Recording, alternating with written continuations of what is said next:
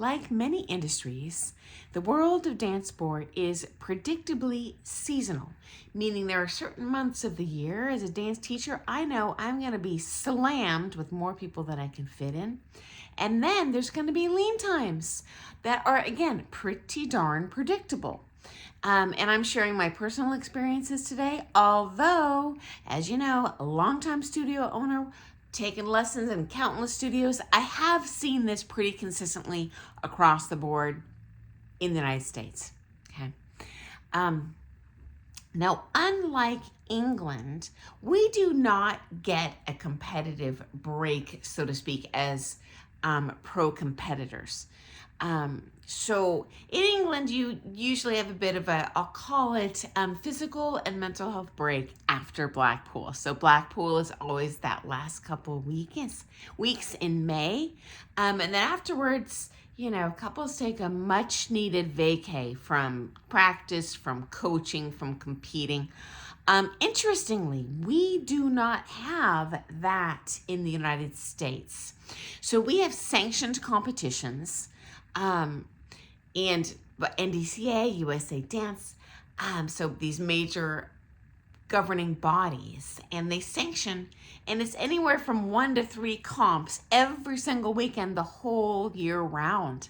As a matter of fact, there's only 3 weekends in an entire calendar year that I know of where there are not sanctioned competitions. And by sanctioned, for example, like Emerald Ball, they pay to have this privilege to run an NDCA comp, and they are guaranteed the 4th week in May every single year. Like, it's like clockwork. That's your weekend. You know the comp's going to be that weekend. And you don't get a break. So in Europe, you can do Blackpool and then I'll say regenerate after the comp. You know what, guys? That first weekend in June in the United States, we got 3 sanctioned comps running. There are competitions running for the next 27 consecutive weeks after Blackpool. Now, of course, as competitors, pro or amateur, we cannot do them all. I mean, even if you had a bajillion dollars, you can't be in 2 places at once, right? And in some weekends, there's as many as 3 comps. So you can't be in the Midwest and the East Coast and the West Coast all at one time. So anyway, and do you have to do these comps? No. Do you have the freedom to not compete as an amateur or a pro? Absolutely. But you know what, guys? I've shared some of the politics. There's definitely, at least when I was competing, this onus, this burden I had on my shoulders. Like, oh my gosh. First of all, I cannot take a break, or I'm going to be falling behind everyone else who's not taking a break here. Number 2, I got to go to as many comps as I can because I don't want to upset this comp owner or this comp owner that I didn't do their comp and I did someone else's comp. It is a small world.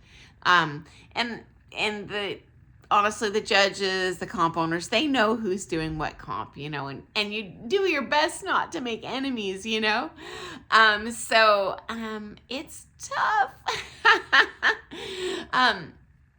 Secondly, as a teacher, as an instructor, it's definitely seasonal.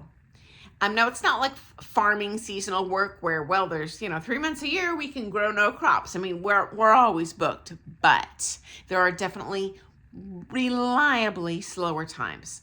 And this includes all the pros, I've worked with either in other studios or in my own studios I've owned. And here goes. December, crazy busy, which is ironic because in our homes, we're so crazy busy doing all this stuff too. My part of my guess is no one's taking a vacation out of town in December because we're all home kind of planning family type stuff, okay? So December, crazy busy. January, lean times. So I think even though there are definitely comps going on, one of the only 3 weeks of the entire year, though, there's not a sanctioned comp, is I believe that first weekend in January. So, is that related? I don't know, but I do think people are just like, oh my gosh, I need a break. Okay, so as a teacher, we kind of save up, we anticipate these lean times. Now, when I owned a ballroom dance studio, my teachers were like, Sunny, you need to run a showcase late January so we give people motivation to come in and dance and take lessons. And so that's what I did. As a matter of fact, I ran 4 showcases a year, and they were timed to basically book up our teachers when they would otherwise be slow. Now, these weren't singularly selfish motives for the teachers. Certainly your students are going to improve if they have something they're kind of gunning for. It's interesting. I call them social dance students. They're very serious about their dancing, but they've never competed and they never go to social dances. They've tried it like twice. I'm like, no, I just like taking lessons, being the best dancer I could be. So anyway, random aside, this is strange. But for most students, they're showing up, and you want to give them something to motivate, at least competitors. And I would consider performers to be that same kind of genre of personality where they want to look good compared to other dancers, okay? So anyway, yeah, real slow.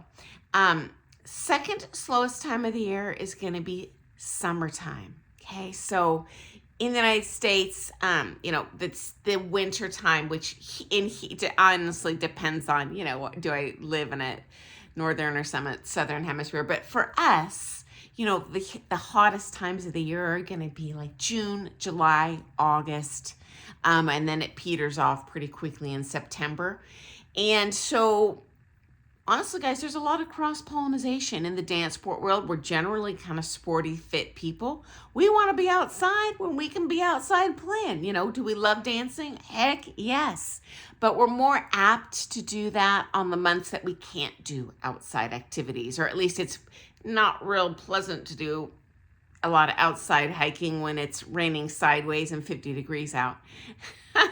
So summertime, we're the same people that are in that studio hoofing it when it's raining out. But in the summer, hey, in my neck of the woods, I drive an hour and a half, to the west, and I'm at the beach playing in the ocean. I drive an hour and a half to the beach. I'm in the mountains playing in the snow, even though in the summertime it's sunny. I drive an hour and a half north. I'm at Mount St. Helens. I get a hike around a pretty recent volcano where you see all these cool trees, and crazy, stuff from the volcano. So, yeah, we're busy.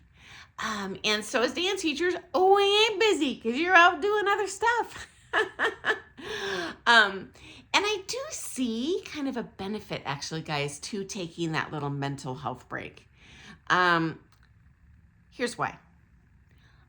I have seen many pro dancers, especially, or even championship level dancers, burn out, especially in the United States, because we don't really get that break time. And that break can be a nice, not just physical break, but just emotional break from that pressure and that stress and time as well. I don't know how much you guys practice. For me, when I was competing, I practiced 2 hours a day, 7 days a week, without exception. Did not take a single vacation.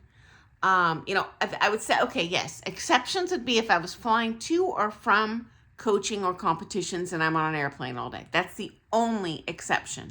And even then, when possible, I'd fly into London, drive to Cheam that night and do rounds. Massive jet lag, same thing flying into New York. But yeah, I'm one of those cray-cray people. Like, honestly, guys, I don't think I've ever woken up a day where I wanted to break, but I do feel maybe I contributed to burning out a few dance partners.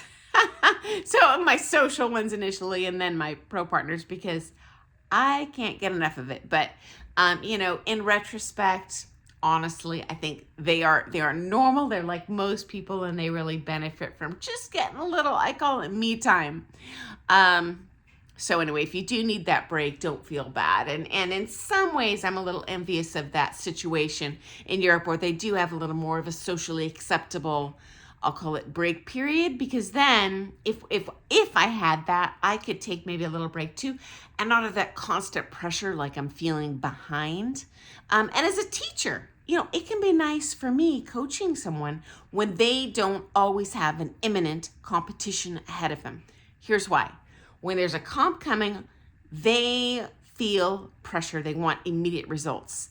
And then I have to put band-aids on the problem instead of slaying the larger demons, because I've talked about this in previous videos. When you are really breaking down your dancing and making those really big steps, sorry guys, you're gonna have to take a little bit of a step back before you go up again. And knowing, hey, been there.